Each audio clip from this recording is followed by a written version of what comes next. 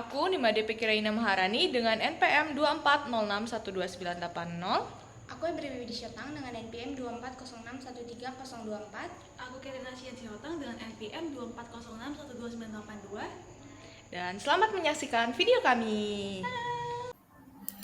Halo semuanya, di sini kelompok kami akan membahas terkait dengan ekoenzim yang telah kami buat sebelumnya. Untuk pembahasan pertama itu ada alat dan bahan untuk membuat ekoenzim. Yang pertama ada alat. Alat yang dibutuhkan ialah 2 buah galon dan juga airlock. Sedangkan untuk bahan, di sini kita membutuhkan kulit buah seperti kulit nanas, kulit timun, kulit apel, kulit jeruk, kulit semangka, dan kulit mangga. Bahan lainnya yaitu air, sumur, dan juga gula. Selanjutnya ada langkah pengerjaan.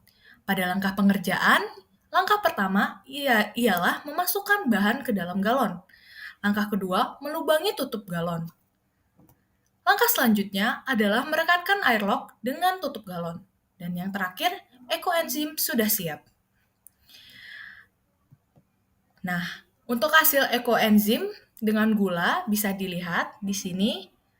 Ekoenzim tampak berhasil karena sudah mengeluarkan buih-buih putih.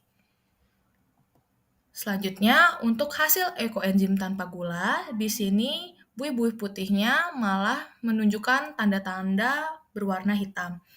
Untuk kejelasan dari hasil ekoenzim dengan gula dan tanpa gula akan dijelaskan oleh teman saya, Ebri dan juga Etin. Berikut ini adalah ekoenzim dengan gula. Nah, di sini kita bisa melihat bahwa ekoenzim ini dibuat dengan gula mengalami proses fermentasi yang aktif karena gulanya berfungsi sebagai sumber energi bagi mikroorganisme.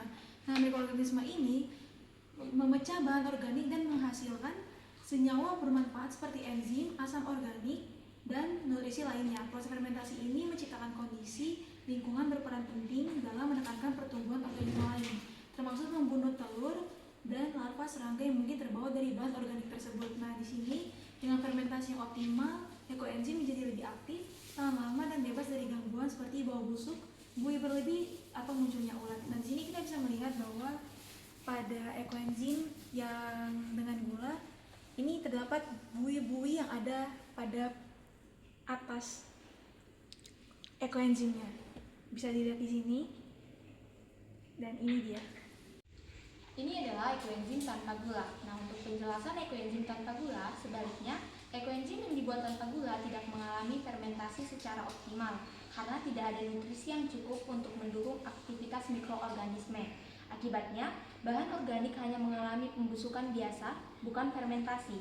Kondisi ini tidak cukup ekstrim untuk mencegah penetasan telur serangga yang mungkin sudah ada di dalam sayur, buah, atau daun sejak awal. Telur-telur ini kemudian dapat menetas dan menjadi ulat, meskipun tidak ada lalat yang masuk ke dalam wadah. Selain itu, pada ekoenzim tanpa gula seringkali muncul buih-buih putih di permukaan cairan. Buih ini bukan tanda fermentasi sehat, melainkan seringkali menunjukkan pertumbuhan jamur atau mikroorganisme liar yang tidak diinginkan karena kondisi lingkungan yang tidak stabil.